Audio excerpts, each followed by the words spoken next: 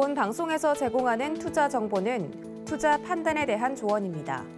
방송에서 제공하는 주식의 가치, 가격 상승 및 가격 하락에 대해서는 방송사에서 보장하지 않습니다.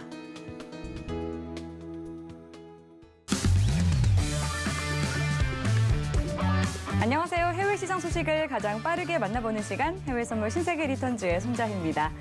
네, 최근 하락 흐름을 보이던 미증시가 간밤새 모처럼 동반 상승 마감했습니다. 9월 뉴욕 제조업 지수가 예상치를 크게 웃돌자 경기 회복에 대한 기대감에 뉴욕 증시 3대 지수 모두 반등했는데요. 미 10년 만기 국채 금리가 1.3%대로 올라서자 은행주들도 일제히 강세를 보였습니다.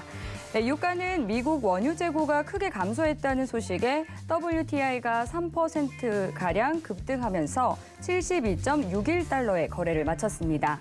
달러 인덱스는 소폭 하락하면서 92선 중반으로 내렸고 골드는 1,800달러 선 아래로 떨어졌습니다.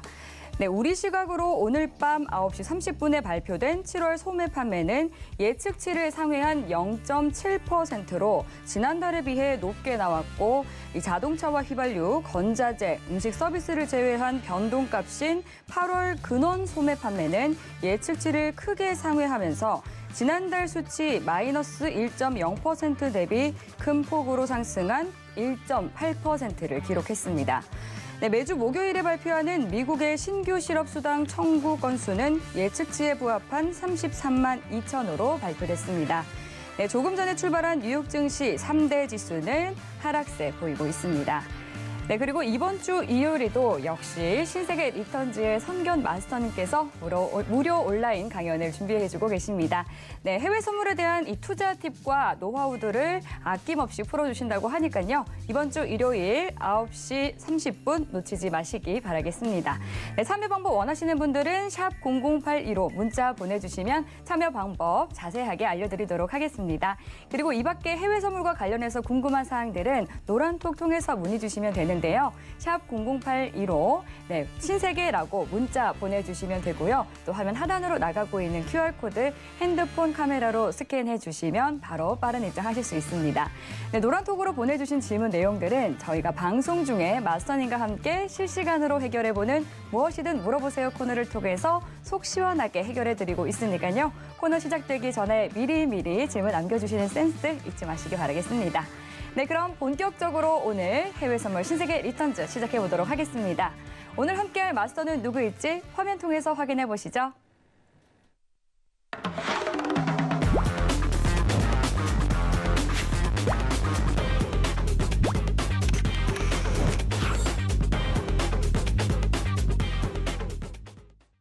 네, 해왕 마스터님과 함께하겠습니다. 반갑습니다. 네, 인사 한 말씀 해주시죠. 네, 안녕하세요. 해왕입니다. 네, 백신 맞았습니다, 여러분들. 오늘 좀 아파 보이셔요. 아니, 괜찮으신가요? 하나도 안 아픕니다. 네, 괜찮던데요. 네, 다행입니다. 아직 잠복기가 한 4일 정도 있다니까 뭐 네. 한번 되긴 해보는데 큰 문제는 없을 것 같아요. 네, 방송은 방송이니까 꼭 지켜야죠. 아파도 좀 연휴 때. 역시 프로다우십니다. 네, 연휴 때 아파 보겠습니다. 네. 자, 어제 전일 20이 저희가 얘기를 했는데 오늘은 FMC 얘기를 좀 하도록 할게요. 뭐 사실 이번 FMC 회의는 그렇게 크게 중요하진 않다. 이게 시작부터 제가 드릴 말씀인데 시장에 대한 어떤 가능성이 포착되면서 이제 포커싱이 완전히 달라졌죠. 상황이. 그렇기 때문에 일단은 가능성에 대해서 제기를 하고 시장에 대한 어떤 달러에 대한 추이 이 부분을 좀 얘기를 드리는 시간 가지도록 할게요. 달러가 강세 모멘텀이 아직 유지 중입니다. 유지 중이고 계속적으로 아직까지 진행되고 있다고 얘기를 해요. 이 변화에 대한 포착은 내일 CPI 유럽에 있다고 말씀드렸는데 그것까지 자세하게 설명을 드리도록 하겠습니다. 1시간 동안 잘 부탁드립니다. 네, 마스터님께서 말씀해 주신 것처럼 또 우리 한국 추석 연휴 기간 중에 미 연준의 FOMC 회의가 열리게 되는데요. 국내 시장은 휴장을 하지만 또 이제 미국은 휴장이 아닌 관계로 저희는 오늘 미리 이 미국의 FOMC 회의에 대해서 살펴보는 시간을 가지도록 하겠습니다. 네, 오늘도 좋은 투자 아이디어 많이 준비했으니까요. 채널 고정해 주시면 되겠습니다. 네, 지금 현지 시각 10시 56분 지나가고 있는데요. 먼저 오늘의 이슈부터 체크해 보시죠. 나스닥은 고점 피로감과 기업의 마진 축소 우려와 증세 안에 시장 참여자가 몸을 사리고 있는 모습입니다. 골드는 인플레이션은 일시적이란 공감대에 하락폭을 키우고 있습니다. 크루드 오일은 원유 공급난과 재고량 급감에 3%대 폭등 후 차익 매물이 출회하고 있습니다. 유로 FX는 미국 소매 판매 깜짝 반등에 달러가 상승하면서 유로화가 낙폭을 키우고 있습니다. 네, 나스닥과 유로 FX까지 오늘의 주요 이슈 체크해봤습니다. 네, 이번에는 나스닥과 관련한 외신 기사 확인해 보도록 하겠습니다. 네, 오늘 가져온 외신 기사 제목부터 말씀드릴게요. Global debt is fast approaching record $300 trillion.라는 제목입니다. 세계 부채가 300조 달러에 육박하고 있다라는 제목인데요. 현지 시간 15일 로이터 보도에 따르면 2분기 세계 부채가 거의 300조 달러에 달하는 사상 최고치를 기록했다고 국제금융연구소 IIF가 밝혔습니다. 정부와 가계, 기업, 은행 부채를 포함한 총 부채 수준은 1분기에는 약간 감소를 했다가 6월 말에 296조 달러로 팬데믹 이전 수준보다 36조 달러 증가했는데요. 부채는 특히 신흥시장에서 가장 가파르게 증가했다고 합니다. IIF는 코로나19 발생 이후 처음으로 세계의 GDP 대비 부채 비율은 하락했다라고 보고를 했는데요. 국내 총생산 GDP에서 부채가 차지하는 비율은 올해 1분기에는 362%였지만 2분기에는 353%로 떨어졌습니다. 하지만 회복세가 부채 비율을 팬데믹 이전 수준으로 되돌릴 만큼 충분히 강력하지는 못했다라고 덧붙였는데요. 중국은 다른 국가에 비해서 부채 수준이 가파르게 증가했고 또 중국을 제외한 신흥시장 부채는 정부 차입 증가에 힘입어서 사상 최고치를 기록했습니다. IIF는 선진국, 특히 유로존의 부채가 2분기에 다시 증가했다라고 지적을 했는데요. 미국에서는 가계부채가 기록적인 속도로 증가를 해왔고 또 조사 대상 국가의 거의 3분의 1이 상반기에 가계부채가 증가한 것으로 나타났습니다. 가계부채의 증가는 전 세계 대부분 국가에서 집값 상승과 맞물려 있다라는 내용의 기사였습니다. 네, 이렇게 전 세계 부채가 좀 계속해서 증가하고 있다 보니까 사상 최고치를 좀 경신하고 있는 모습인데요. 시황과 관련해서 보다 자세한 내용은 마스터님과 함께 나눠보도록 하고요. 먼저 현재 나스닥 시세 살펴보고 오겠습니다. 현재 나스닥은 0.59% 하락한 15,404포인트 지나고 있습니다. 네, 현재 나스닥 구간에서 어떤 대응 전략 가져가야 할지 팻말 통해서 확인해 보겠습니다. 준비해 주시고요. 들어볼게요. 하나, 둘, 셋. 어제 이어서 오늘도 매수 들어주셨네요. 네. 전일 새벽 시간대에 많은 상승이 좀 나왔는데 예. 우리 차트 한번 볼게요. 네, 아무래도 노란톡으로 마스터님께 되게 감사의 인사를 전하는 노란톡들이 올라오더라고요. 네. 근데 왜 어제 매수를 본 이유는 뭐냐면은 예. K차트에서 이제 저점에 대한 표현력이 나왔겠지만은 그 문제는 지금 시장에 대한 제가 트리거라고 좀 얘기를 드렸어요. 아직 그 하방을 내려가려면은 뭔가 시장에 대한 발동 여부가 필요해요. 잠깐 우리 최근에 있었던 하방장에서 어떤 사건이 있었는지 한번 체크만 해보죠. 네. 그죠? 자, 지금 이게 현재 강력한 그 하락 요인이 없다라는 말씀이신 거죠? 아직은. 예. 아직은. 이번 월말에 좀 들어설 가능성이 굉장히 높은데 네. 지금 여기 보시면은 이 유동성 장세에서도 하방 조정에 대한 모멘텀은 드러나요. 항상 상승만 있을 수는 없어요. 네. 그죠? 근데 어떤 사건에 대한 이슈 이런 부분으로 좀 모멘텀이 드러나는 경향이 있는데 이런 자리죠. 네, 이런 자리. 저는 이 자리가 한 번 더 들어설 가능성이 굉장히 높다고 판단하고 있어요. 사실. 네. 근데 오늘 그게 발동을 할까라는 여부에서는 아니라는 표현만. 자, 이때 뭐가 있었냐면은 재밌는 얘기를 한번 해보죠. 어쨌든 뭐가 어떤 트리거라는 게 뭐가 있었는지 한번 발동을 얘기를 드려보면은 자, 지금 보시는 요 왼쪽 차트 있죠. 여러분들 이게 팬데믹 이후에 대한 차트입니다.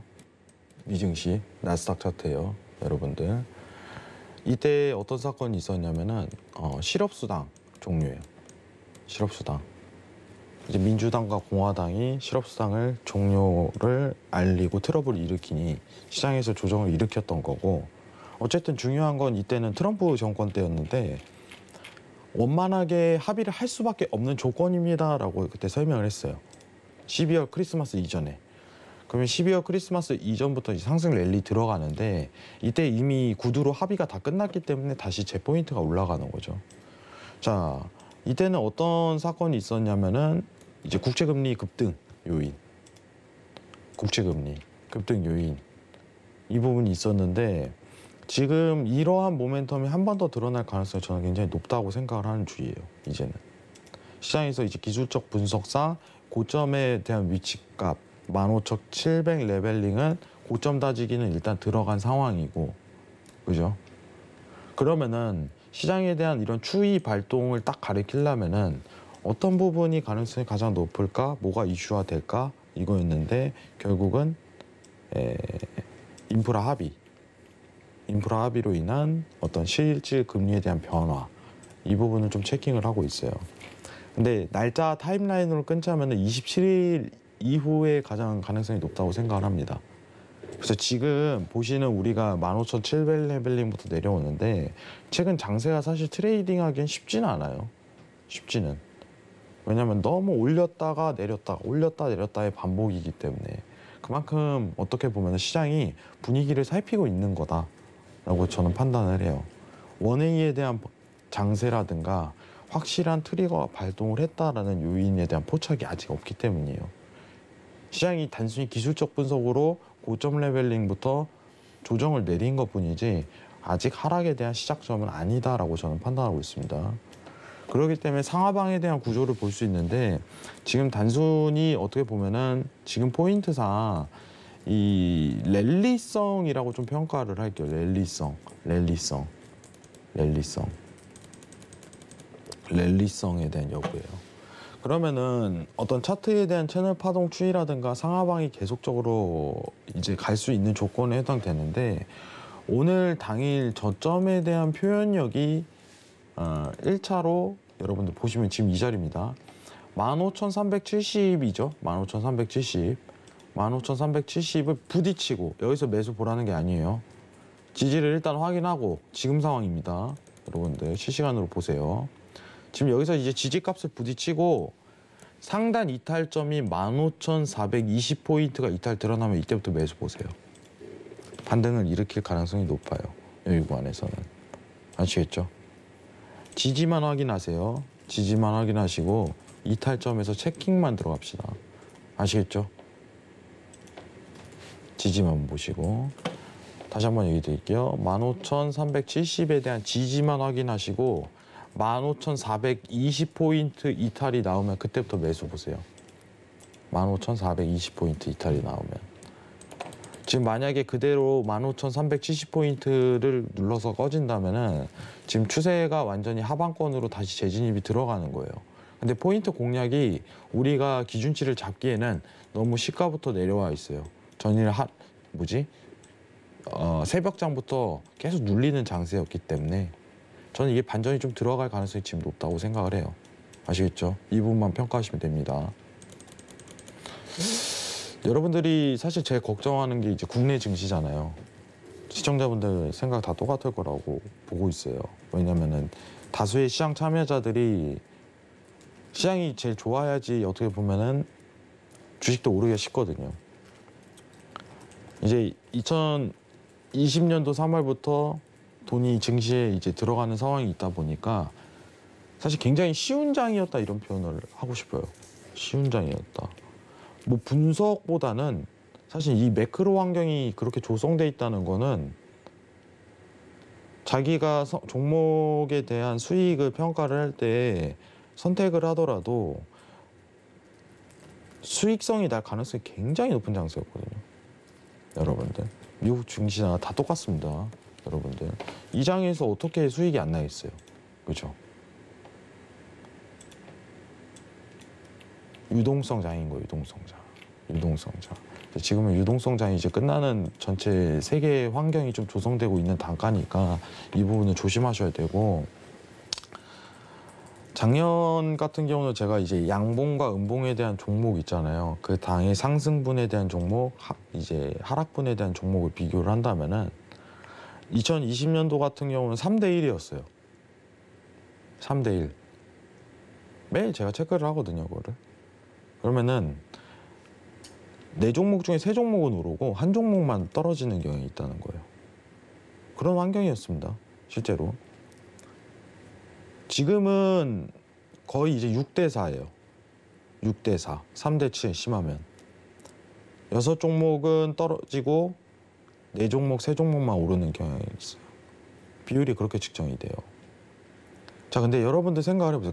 정말 그 종목이 작년 같은 경우는 정말 좋아서 오른 걸까요? 막 매출이 어마어마하고 앞으로 기업 실적이 어마어마하게 평가되고 이래서 오르는 걸까요? 네. 기억을 하세요. 왜냐면은 그때 그 기억을 하셔야 됩니다. 내가 수익을 냈던 게 그 종목이 정말 좋아서 과소평가돼서 수익을 냈던 건지 아니면 유동성 장에 맞물려서 수익을 낸 건지, 그죠? 그러면은 지금 해답도 나올 거예요. 지금 유동성이 이제 전 세계적으로 끝나간다, 그죠? 얘기가 나오는 가운데 작년 같은 장이 기대값이 굉장히 떨어진다는 게 사실이라고 제가 얘기 드렸어요. 근데 시장에서 조정을 주려면은 어떤 트리거가 항상 발생을 했었다. 근데 제가 보는 증시에 대한 트리거는 이제 인프라 합의다, 이 정도만 좀 염두해 주시면 되고, 그 펠로시 민주당 의원이 10월 1일 이전에 어떻게든 합의를 하겠다라고 하는 의지가 있는 만큼 이번 달 말부터 어떤 합의안에 대한 도출 가능성이 굉장히 높은 상황이에요. 근데 작년에 이제 어떻게 보면은 재정 정책을 어떻게 보면은 하게 된다면은, 사실 재정 정책을 하게 된다면은 문제가 뭐냐면은 돈이 필요하잖아요.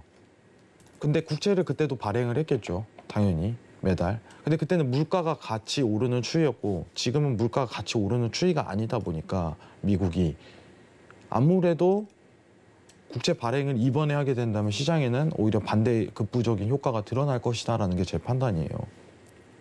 정확히 얘기해 보겠습니다. 작년에 상승을 이끌었을 땐 이때도 국채 발행을 했었어요, 미국 입장에서. 근데 지금도 국채 발행을 또 하게 된다면 똑같이 오르는 거 아닙니까? 라고 얘기했을 때 그건 아니라는 거예요. 왜냐? 작년에는 물가가 같이 계속 오르는 시기였지만 지금은 이제 물가가 고점에 해당되기 때문에 안 된다는 거예요. 증시에 오히려 자금이 빠져나오는 현상이 발생할 가능성이 높다.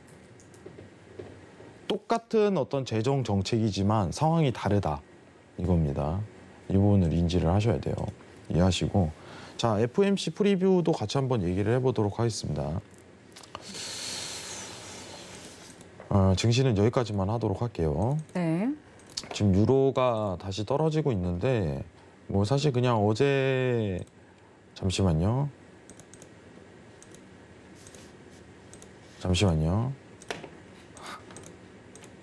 뉴욕 증시가 이제 소매 판매 호조를 나타내고 있는데도 장 초반 하락세를 보이고 있네요. 네, 일단은 뭐 이 파동은 아직 유지한다라는 게 어제 결론이었고, 네. 지금 한번 차트를 한번 볼게요. 네. 제가 어제 보여드린 건데 지금 내일 CPI가 제가 이번 주 미국 CPI보다 더 중요하다고 얘기를 드렸었어요. 예. 미국 CPI는 사실 그렇게 중요하진 않아요. 유럽이 중요한 거지, 지금 상황에서. 이게 왜냐면 테이퍼링 근거가 돼버리니까. 미국은 테이퍼링 확정이잖아요, 그죠? 네. 확정인 상황에서 유럽이 어떤 변화가 있을까 하고 시장이 집중한 상황인데, 일단 달러 인덱스에 대한 이 채널 파동에 대한 모멘텀은 유지 중이다라고 얘기를 드렸어요. 그래서 유로가 지금 떨어져도 의심할 여지는 없어요. 근데 문제는 내일 그거였죠. 내일 물가가 한 번 더 급등하면 시장은 의심할 거란 말이죠. 야, 너네도 하겠네 라고서. 그럼 달러 값이 하락할 가능성이 높은 거예요. 그래서 내일은 18시에 나오는 유럽 지표를 확인해보고 대응을 해야 되는데, 다음 주 우리 연휴 때 수요일에 FOMC가 있습니다, 여러분들. 그것도 한번 체크를 해봐야겠죠, 지금 상황에서. 근데 간단하게 좀 정리만 하도록 할게요, 제가. 자, 화면 좀 잠깐 내리겠습니다. 네, 내일 이제 말씀하신 것처럼 이제 유럽의 그 소비자 물가지수 발표도 있지만 또 내마녀의 날을 앞두고 있기도 한데 이 부분은 별로 영향이 없을까요? 그게 사람들이 이제 그 마녀의 날 이러면 멋있잖아요, 단어가. 멋있지 않아요? 그렇게 멋있지는 않고 좀 무섭죠. 무서워요? 마녀라고 하니까 어릴 때도 무서웠는데 마녀의 날이 커서도 뭐냐면 이제 무섭네요. 선물 옵션에 대한 만기인데 예. 이 선물 지수가 있고 현물 지수가 있어요. 예. 평소에는 수치가 달라요. 네. 예, 근데 이 수치가 겹치는 날이에요. 그렇죠. 예. 그렇기 때문에 이 잔유동성이 많다라고 평가를 하는데 잔유동성. 그렇기 때문에 거래에 대해서 어떻게 보면은 굉장히 흔드는 방향성을 잃는 모습을 많이 보이기 때문에 네. 좀 그런 단어를 많이 붙이는 것 같아요. 위험하다 이런 표현을 하는데 사실 그게 크게 위험은 없습니다. 저는 옵션 만기라고 해갖고 이제 옵션 트레이더들 하시는 분들은 네. 집중력을 보지만은 일반 증시라든가 선물 트레이딩 하시는 분들에게는 저는 크게 영향 없다고 보는 입장이에요. 예. 자, 일단 FOMC에 집중하도록 하겠습니다. 네. 간단하게 얘기를 할게요. 이번 FOMC는 테이퍼링 기간에 대한 구체적인 언급을 피할 가능성이 높지만, 그죠? 어떤 9개월에 대한 모멘텀을 제시할 것이다. 간접적으로. 이게 끝이에요. 심플하네요. 네, 심플해요. 뭐 별거 없습니다. 예. 왜냐하면 새로운 할 것도 없고 우리가 이제 모두가 다 알고 있는 내용이고 페드에서 사실 공격적으로 대응하더라도 시장의 변화를 도모하기 힘들어요. 지금 상황에서는. 왜냐하면 모두가 알고 있는 거기 때문에 다 알고 있는 상황에서 파월이 갑작스럽게 공격적으로 대응을 한다. 어떻게 한다라고 얘기 나오고 뭐 테이퍼링에 대해서 설사 직접적으로 얘기를 하더라도 전 시장의 변화는 크지 않다고 봐요. 아, 직접적으로 언급을 하더라도요. 네. 그렇게 하더라도 시장의 변화는 저는 크지 않다고 봐요. 왜냐면은 네. 시장이 예측할 수 없는 내용이 갑작스럽게 나온다면은 시장이 갑작스러운 변수가 많아지는 거죠. 변동성이 엄청나게 확대돼요. 근데 모두가 알고 있는 내용을 다소 조금 공격적으로 나온다고 하더라도 시장 참여자들은 어차피 너 그럴 거였잖아. 이런 반응이에요. 근데 만약에 금리 인상에 대한 좀 강한 시그널이 나온다면요? 사실 이제 앵커님이 샘플로 이렇게 얘기를 했겠지만은 네. 금리 인상에 대한 강한 시그널은 절대 나올 수가 없어요. 아, 그래요? 네. 저는 이거는 99.9%라고 얘기를 해요. 그러면 너무 충격이 강할 것이기 때문에. 아니요. 단계가 완전히 말이 안 되는 거예요. 예. 중앙은행은 정책을요 역으로 발생해버리면 안 돼요. 그 공개 시장이기 때문에 네. 간접적인 언급을 통한다든가 공시화를 통해서 이 사이클에 맞게끔 가야 돼요. 근데 지금 테이퍼링도 안 한 상태에서 금리 인상에 대한 거를 언급을 직접적으로 한다는 거는 완전히 시장을 박살내겠다는 소리예요. 중앙에 그런 일을 할 리가 없죠. 연내 테이퍼링을 시사한 것처럼 내년쯤 금리 인상 할 수도 있다. 이런 정도로는. 그 정도는 가능성이 있죠. 네. 예, 그 정도는 가능성이 있는데 일단은 좀 생각을 해봐야겠지만은 저는 솔직히 다시 말하겠습니다. 가능성이 전혀 없다고 생각해요. 지금 상황에서 그거는 네. 금리 관련 발언은. 네. 예, 금리 관련은 나올 수가 없어요. 단계가. 지금 테이퍼링도 아끼고 있는 입장에서 네. 말을 아끼고 있는 입장에서 금리 관련해서 얘기한다는 거는 파월 입장에서는 시장에 대한 순서상을 다 무시하고 독단적으로 행동하는 행동이기 때문에 네. 그 역할에 충실하지 못하는 거라고 생각을 해요. 그 가능성이 굉장히 적다고 생각을 하고 네. 중요한 거는 페드가 11월에 이제 공식화를 할 것이다라고서 모두가 집중하는 상황에서 9월 FOMC 회의가 열리잖아요. 근데 원래는 시장에서 예측하던 게 그거였잖아요. 9월에 FOMC 회의에서 테이퍼링을 공식화할 가능성이 굉장히 높겠다라고서 이번 달 월 초까지도 그 가능성이 열렸어요. 사실. 근데 월 초에 이제 고용 지표가 발표되면서 20만 명 떴잖아요. 기억하시죠? 여러분들. 비농업 고용 지수 논팜 딱 했는데 20만 명 발생하고 야 9월에는 이게 힘들겠네 라고 시장이 모두가 알고 있는 거예요. 11월에 하겠네. 그럼 이번 9월에는 테이퍼링에 대한 뭐 간접적인 언급 정도, 이제 시기상 문제, 그리고 어떤 기간에 대한 모멘텀을 예측할 수 있는 문구를 한번 전달하겠다. 근데 이러한 문구 자체가 달러 인덱스라든가 뭐 증시에 큰 변화를 이루겠냐? 아니라는 겁니다. 모두가 알고 있는 내용인데, 그죠? 그렇기 때문에 집중은 하되 엄청난 내용이라든가 변화를 기록하기는 힘들 것이다. 이게 제 포인트예요. 오히려 페드 회의보다 내일 있을 유럽의 CPI가 더 걱정입니다. 저는. 그 정도예요. 어제 영국 지표가 나왔잖아요. 물가가. 네. 영국 물가가 나왔는데 영국 물가 또 급등했다는 거는 유럽 물가 또 급등할 수 있다는 거거든요.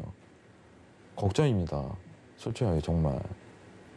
저 우리나라 물가에 대한 부분도 굉장히 걱정이긴 하지만은 유럽은 정말 말도 안 될 정도로 물가가 오르고 있는 상황이에요. 내일 만약 물가가 또 급등이 나온다면 사실 달러에 대한 강세 표현을 좀 저지를 해야 돼요. 이제는. 뭔가 유럽에서 한 번 더 조치할 수 있기 때문에 이해하시겠죠, 여러분들? 자, 그러면은 우리가 차트 한번 내리도록 할게요. 화면. 지금 제가 달러 차트를 보면서 한번 설명을 드리는 시간을 가지도록 할게요. 마지막으로. 최근 정말 약간 장세가 이 안개가 낀 듯 좀 불확실성이 좀 짙은 것 같습니다. 여러 좀 짚어봐야 할 이런 지표라든지 이슈들도 좀 많은 상황이기 때문에 계속해서 말씀하신 것처럼 올랐다가 내렸다가 하기 때문에 이런 개인 투자자분들도 대응하기가 굉장히 어려우실 것 같아요. 어려워요. 네. 쉽다고는 말 못하죠. 쉽다고 말 못하죠. 방향성을 확실히 잡고 가기가 좀 어려운 시장인 것 같은데요. 지금 일단은 차트를 한 번 더 보면서 얘기를 드릴 건데 네. 잠시만요. 이게 어떤 차트인가요? 달러 차트입니다. 예. 네, 달러 차트. 저 오늘 달러가 강세가 나오는데 제가 어제 모멘텀을 그린 게 이게 아직도 유지 중이라고 얘기를 드렸는데 내일은 좀 굉장히 간단하게 한번 보시는 게 좋을 것 같아요. 내일. 뭐냐면은 CPI 유럽이 높게 나온다. 소비자 물가가 높게 나온다라는 거는 시장이 의심한다고 얘기를 드렸기 때문에 그죠? 시장이 의심한다고 얘기를 했기 때문에 달러 인덱스가 떨어질 거예요. 근데 만약에 CPI가 예상치만큼 나오거나 오히려 한 단계 떨어지는 상태 나온다면 달러가 그대로 강세가 이어질 조건이 해당됩니다. 앞으로도. 아시겠죠? 앞으로도 강세 조건이 해당이 돼요. 최근 유럽에서 정확하게 얘기하는 게 그거였죠. 우리 ECB는 PEPP를 일정하게 채권 매입 속도로 조절할 거야. 테이퍼링은 아니야. 그게 끝나면은 APP를 통해서 계속 채권 매입을 하겠다는 시장에 대한 가능성이 추측되고 있는 상황에서 내일 CPI는 단순히 이제 물가가 또 급등 나오면 니네 이래도 채권 매입할 거야 라는 가능성 제시예요. 그렇기 때문에 달러가 떨어질 수가 있어요. 아시겠죠? 미국 물가는 안 중요하다고 얘기 드렸습니다.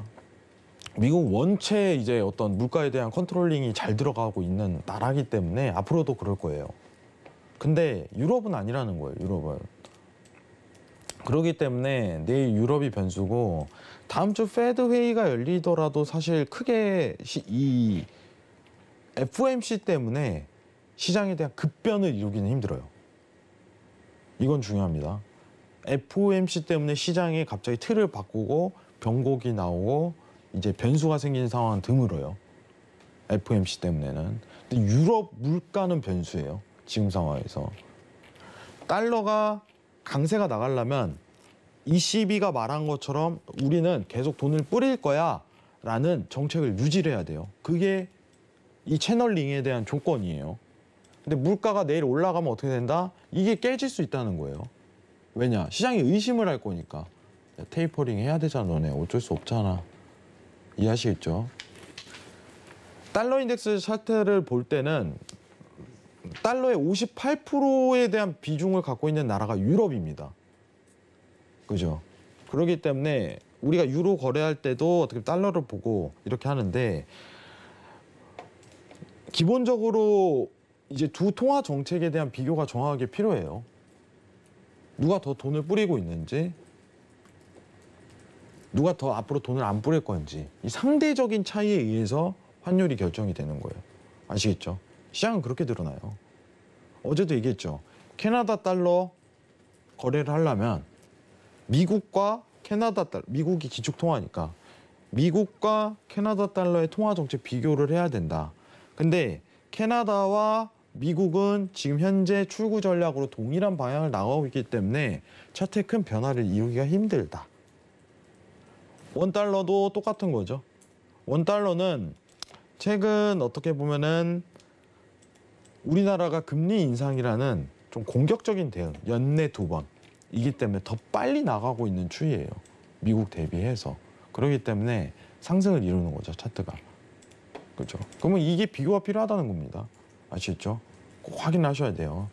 내일 CPI 18시에 있습니다. 집중하시고 상승을 한다면은 달러에 대한 상승은 유지 모멘텀은 저지될 것이다.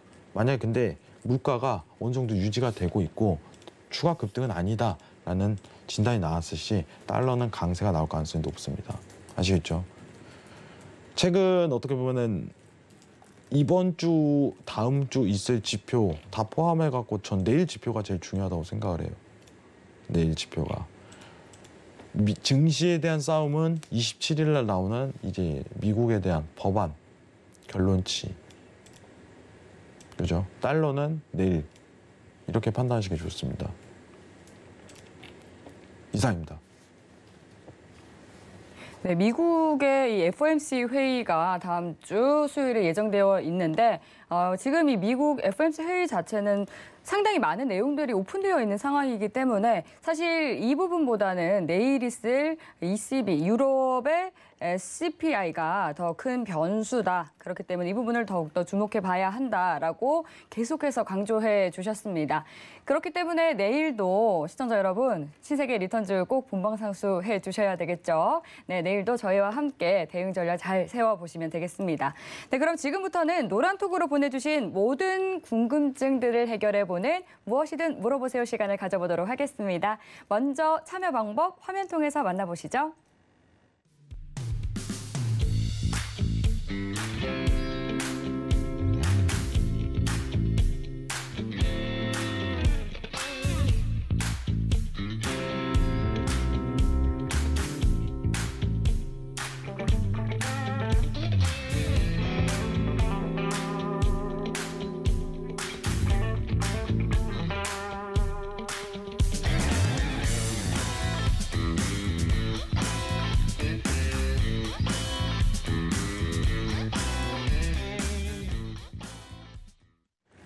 네, 그럼 첫 번째 질문부터 바로 만나보도록 하겠습니다.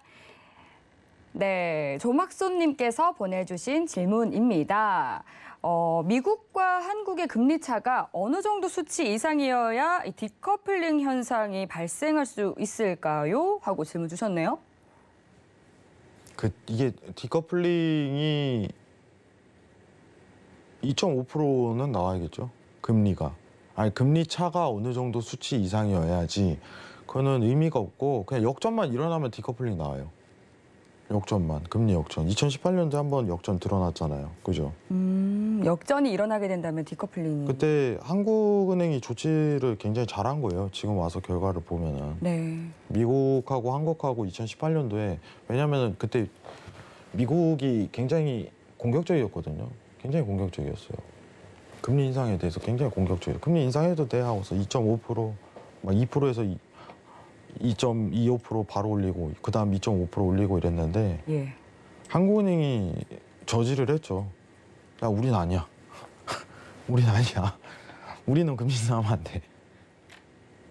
미국이 더 올라가는 거예요. 상황이. 그때 코스피가 원래 미증시를 따라가는데 외인 자금이 흡수가 안 되니까 원래 외인 자금이 왜 흡수가 안 되냐면은 그 외인 자본에 대한 대부분은 이제 콜금리라고 해갖고 하루 먹고 빠지는 금이 많아요. 네. 여러분들 하루 먹으려고 이제 들어오는 그 자본이 굉장히 많아요. 그걸 콜금리라고 하는데 단기금리, 리보금리 지금 이제 이런 표현을 할 수 있을 것 같은데 어느 정도 이제 금리에 대한 어떤 적정치가 유지가 돼야지 먹을 게 있을 거 아니에요. 그죠? 먹을 게 아예 없는데 들어올 수는 없어요.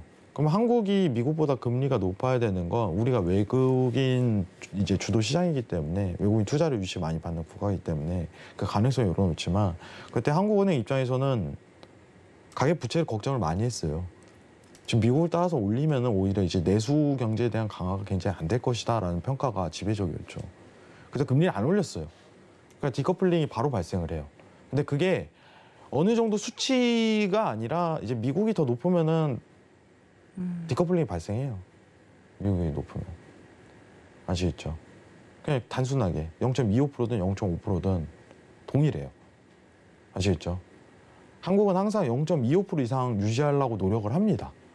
이번에 우리가 0.75%로 인상을 했음에도 그럼 미국은 아직 제로금리잖아요. 네. 예, 그러니까 적정치를 유지를 하는 거죠. 근데 이 모멘텀만 유지하고 있으면은 어떤 커플링, 디커플링에 대한 여부는 정확하게 발생을 하는 부분이 있기 때문에 절대적인 수치는 의미가 없어요. 단순히 이제 외국인 입장에서 우리나라에 뭔가 투자할 만한 돈을 들일 만한 여건이 되냐 안 되냐 그 여부만 판단하는 거예요. 그 금리 차이 가지고. 아시겠죠? 그것만 판단하시면 됩니다. 이상입니다. 네, 수치 자체보다는 역전이 일어나게 된다면 디커플링 현상이 발생한다고 볼 수 있다라고 답변 주셨고요. 바로 이어서 다음 질문 만나볼게요. 빙고77님께서 주신 질문입니다. 해왕님, 예산안 합의 전까지는 박스장으로 예상을 하시나요? 예산안 합의 안 해줘도 악재로 받아들여질 것 같은데요. 이렇게 질문 주셨어요. 저는 예산안 합의 안 하면은 오히려 증시엔 악재가 아니라고 생각을 해요. 제가 어제 정확하게 얘기했잖아요.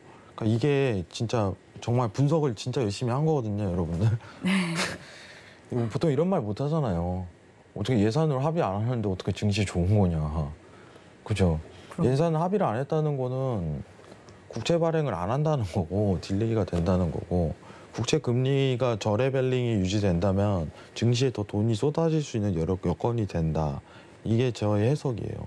네. 저의 해석. 저는 합의 안 하면은 증시 더 오를 거라고 생각을 합니다. 그래서 저도 보고 있어요. 왜냐하면 워낙 이제 정치적인 평가잖아요. 정치적인 그런 부분이기 때문에 두 당에 대한 이제 앞으로 바이든 표 인프라 합의에 대한 부분인데 미국은 우리나라랑 좀 다르잖아요. 미국은 발의하는 거라든가 그 상황이라든가 제가 오늘 끝나고 그 재밌는 거 하나 올려드릴게요. 저희 노란톡방에. 어떤 건가요? 미국의 입법 절차. 미국의 입법 절차? 네, 그거 한번 보시면 좋아요. 저도 오늘 봤는데 저 예. 내일 또 볼 거거든요. 근데 보면 좋아요. 미국의 입법 절차 한번 알아둬도 나쁘지 않을 것 같은 거야. 왜냐면 나라별로 다르잖아요, 입법 절차가. 그렇죠. 그렇기 때문에 제가 오늘 끝나고 여기 노란톡에 올려드리도록 할게요. 근데 아무튼 합의 안 하면은 증시엔 악재가 아니라고 저는 판단하고 있습니다. 국채 금리가 안 올라가기 때문에 발행을 해야지 뭐 급등이 나오는데. 근데 시장에서 지금 내다보고 있는 거는 연말까지는 완만한 국채 금리가 상승이 유지가 될 거야라고 보고 있어요. 그게 무슨 뜻이냐면은 뭐 어쨌든 간에 단기적으로라도 중도파 말 듣고 단기적이라도 합의를 한번 볼 것 같아라고 시장이 냉담하게 평가하는 거죠. 네.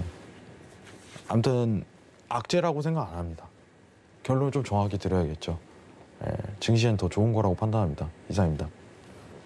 네, 합의를 안 하게 된다면 저금리가 유지되는 이런 환경이 지속될 수 있기 때문에 오히려 증시에는 더 좋을 것이다라고 답변을 주셨습니다. 네, 이어서 다음 질문 만나볼게요. 부자들 상님께서 보내주신 질문입니다. 연준 의장의 연임에 대해서도 질문이 있어요. 파월이 원래 매파였다가 지금 비둘기파적으로 행동을 하고 있는데 연임이 된다면 다시 매파가 되어서 증시에 영향이 있을 거라는 의견도 있더라고요. 이 점도 영향을 끼칠런지요? 이렇게 질문 주셨네요. 잠깐만요. 내용이 너무 긴데.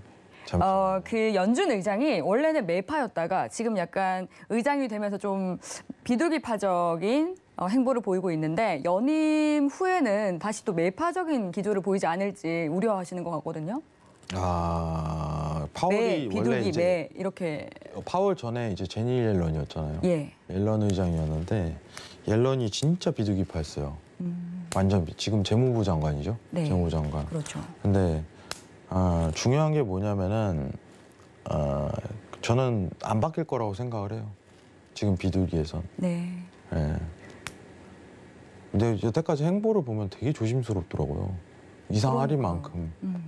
오히려 앨런보다 좀 더 이제 조심스럽게 행동하는 경향이 굉장히 크더라고요. 근데 역사 속에 자기 이름을 그죠. 좀 남길 때 좀 조심스러울 것 같아요. 제 생각에도. 코로나19라는 전례 그죠. 없던 이런 전례 없는 시대에 사건에 예. 오히려 왜냐면 버냉키 이러면은 이러잖아요. 걔 하면서 예. 걔 진짜 상태 안 좋지 이러잖아요. 다 이런 생각을 해요. 왜 그런 발언을 해가지고 그 조심성이 없냐. 그 총재라는 사람이 다 이런 생각하거든. 네. 근데 긴축 발작 그 단어밖에 생각이 안 굉장히 나죠. 추상적인 질문이긴 한데 시장에 대한 큰 변화를 이루기는 힘들어요. 사실 버냉키도 그 발언을 하고 그 당일날 쇼크만 온 것뿐이지 증시 당일 상승세에 올랐거든요. 네. 그러니까 발언이라는 거라든가 이런 기조 변화는 어떻게 보면 이루어질 수 있다고 생각을 하지만 그건 어느 정도 이제 소스를 내부어요. 그럼 우리가 눈치채고 그에 맞게끔 행동하면 되는 거예요. 기조라는 게 사람이라는 게 바뀔 수도 있는 거잖아요. 시장 환경, 매크로 환경에 따라. 그죠? 지금은 시장이 너무 좋으니까 금리 인상을 해보자. 전격적으로 밀어붙일 수 있는 거죠. 그죠? 근데 그게 바뀐다고 하더라도 미리 그 사전에 어떤 가능성이라든가 그걸 내비추니까 매일 체크하시면 됩니다. 저는 있다고는 생각을 해요. 바뀔 수는. 근데 지금 당장은 어떤 가능성은 추측이 안 됩니다. 그리고 연임을 지금 할 가능성이 굉장히 높은데 잠시만요. 질문 관련 내용이 파월 내용이 하나 더 있으니까 그거 보고서 한번 답변 드리도록 하겠습니다. 네. 관련해서 좀 비슷한 질문을 하나 더 주셨는데 박춘배님께서 주신 질문이거든요. 안녕하세요. 오늘도 고생 많으십니다. 아유, 감사합니다. 연준 의장이 바뀌게 된다면 시장에 영향을 줄까요? 이렇게 질문 주셨네요. 같은 질문 아닌가요? 아까랑? 연준 의장이 바뀐다면? 네. 시장에는 또 어떤 영향을 줄지까지 궁금하신 지금 것 같아요. 파월 의장인데 지금 나오는 게 다음 의장에 대한 가능성이 있는 사람이 브레이너드. 네. 그분은 어떤 분이에요? 그 비둘기파예요. 똑같이. 예. 그래서 오히려 더 변화 없다는 거예요. 의미 없다. 바뀌어도. 예. 이 의미 없다. 네. 왜냐면은 파월이 지금 비둘기파잖아요. 비둘기는 뭐냐면 소극적이에요. 돈을 더 뿌리자. 양쪽 하나 하자. 매파는 뭐예요? 이제는 금리 인상하자 막 이주이고. 네. 축소 그죠? 하자는 쪽. 그 주인데 브레이너드도 같은 성향이에요. 비둘기. 근데 성향이 비슷한 사람이 바뀐다고 해갖고 어떤 시장에 대한 요동칠 가능성은 적다고 생각합니다. 그래서 지금 제일 유력한 후보가 브레이너드이기 때문에 라일 브레이너드. 라일 맞을 거예요. 라일 브레이너드. 금발의 그 이사거든요. 여성분이신데 네. 그분이 된다고 하더라도 저는 시장에 대한 큰 변화 없다고 생각을 해요. 똑같은 성향이기 때문에. 만약에 극단적인 성향을 가진 완전 매파적인 그러면 걱정은 하겠죠. 그죠? 나는 공격적으로 나갈 거야 라는 시장의 가능성이 내뿜어지니까. 지금 이제 뉴스가 어느 정도 올라오는데 파월 관련해 갖고 연임 뭐 하는데 거의 신경 안 쓰셔도 괜찮다. 이 정도예요, 저는. 네. 되더라도 뭐 걱정 없고. 그리고 옐런도 재임을 했거든요. 네. 오래 했어요. 파월도 또 한 번 될 거예요. 오히려 그 가능성이 굉장히 높아요. 큰 사고 없이 이번 통화 정책에 대해서 잘 마무리 짓는 과정이기 때문에. 그렇죠. 오히려 바뀌는 것보다 네. 지금 현재 같은 시점에서는 한 분이 쭉 가는 게 나을 것 같기도 해요, 제 네. 생각에는. 전 이어진다의 한 표인데 네. 이어지더라도 뭐 큰 변화는 없을 것 같고 만약 바뀌더라도 변화는 없을 것 같은 게 예. 같은 성향에 대한 페드 의원이기 때문에 그 부분에 대한 시장 변화, 큰 변화를 도모를 찾기는 오히려 너무 과도한 해석 아닌가? 예. 이런 생각이 있어요. 쓸데없이 너무 과도한 해석을 해버리면 의미를 실어버리면 거기에 집중하게 돼 있거든요. 네. 그렇기 때문에 저는 안 하는 걸 추천드립니다. 이상입니다. 네, 비슷한 이 비둘기파적인 기조를 가진 분이기 때문에 큰 영향은 없을 것이다라고 봐주셨습니다. 네, 그럼 이어서 다음 질문 만나볼게요. 인생 한방님께서 주신 질문입니다. 해왕님 오랜만에 뵙습니다 하고 말씀해 주셨고요. 중국 규제 리스크가 계속해서 나오고 있는데 전 세계 증시에 정확히 어떤 영향을 주게 될까요? 부동산 규제가 심각하다고 들었습니다. 이렇게 말씀해 주셨네요. 일단은 영향이 없다고 봐야죠. 좀 정확한 해답을 원하시니까. 지금 중국 규제 관련해 갖고는 이미 시장에 다 드러났죠. 확실히 다 아예 오픈이 된 거잖아요, 사실. 네. 그죠? 근데 중국은 계속해서 좀 다양한 분야에서 규제 추세를 하고 있더라고요. 네, 근데 지금 사실 미증시나 코스피 우리나라 증시에 사실 영향이 저는 와 이렇게 영향이 없나 할 정도로 영향이 없었거든요. 지금 이 중국 차트 좀 한번 보도록 할게요. 차이나 지수. 지금 차이나 지수거든요.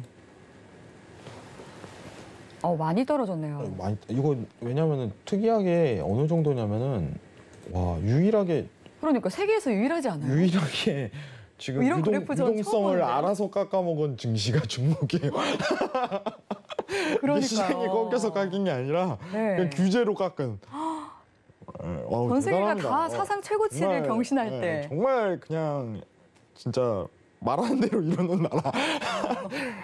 근데 이게 이 정도 깎였는데 포인트 자체가 퍼센테이지로 이제 확률하고 이렇게 나눴을 때 네. 이건 거의 이제 우리나라 증시에 영향 안 미쳤다라고 판단을 해야죠, 사실. 네. 예.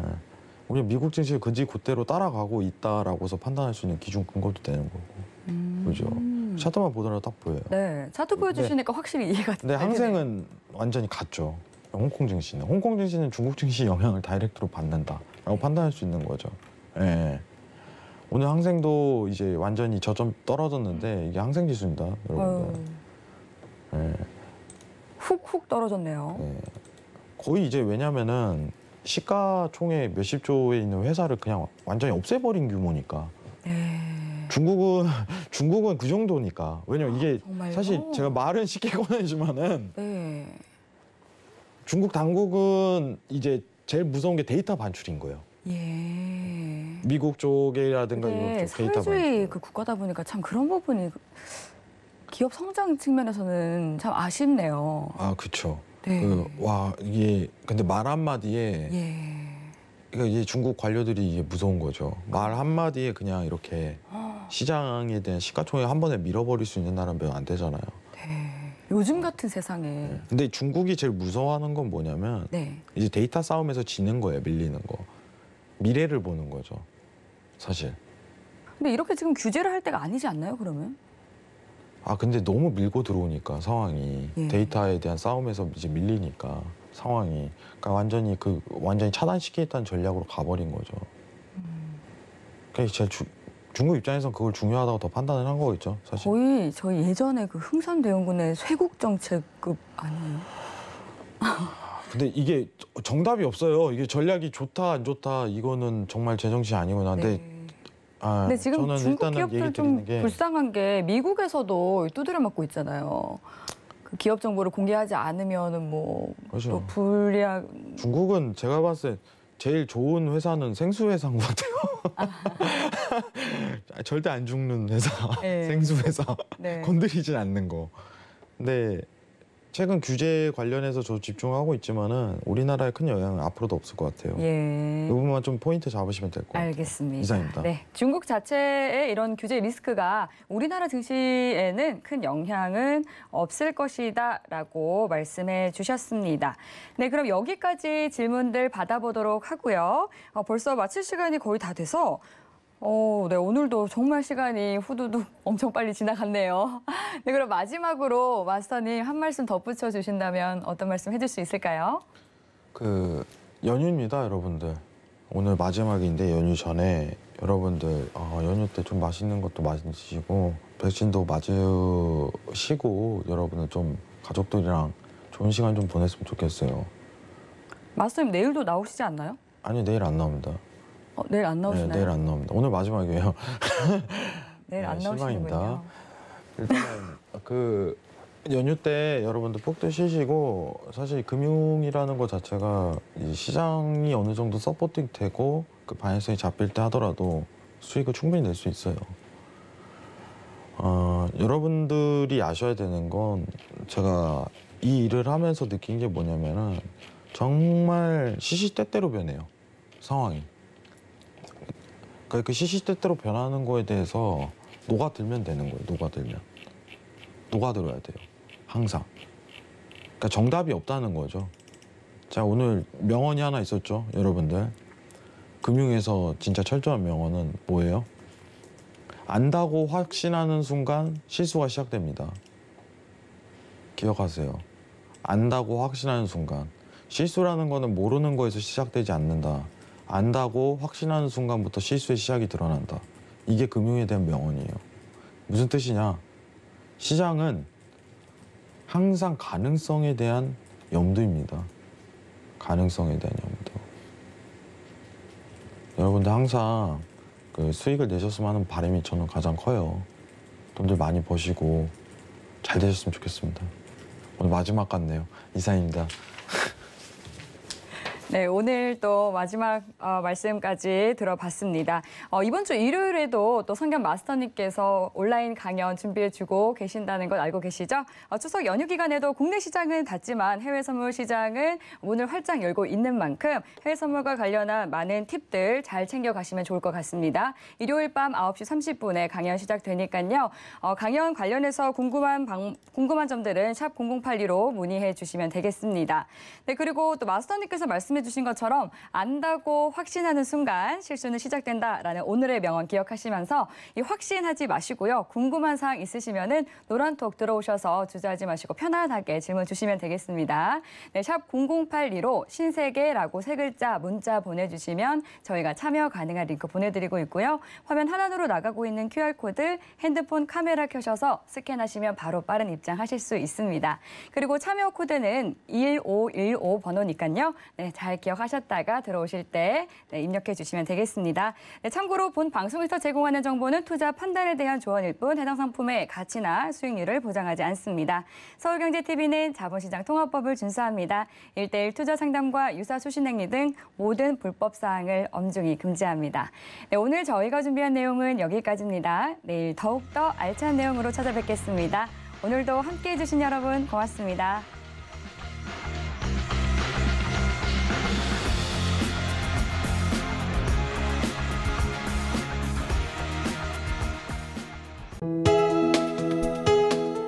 본 방송에서 제공하는 투자 정보는 투자 판단에 대한 조언입니다. 방송에서 제공하는 주식의 가치, 가격 상승 및 가격 하락에 대해서는 방송사에서 보장하지 않습니다.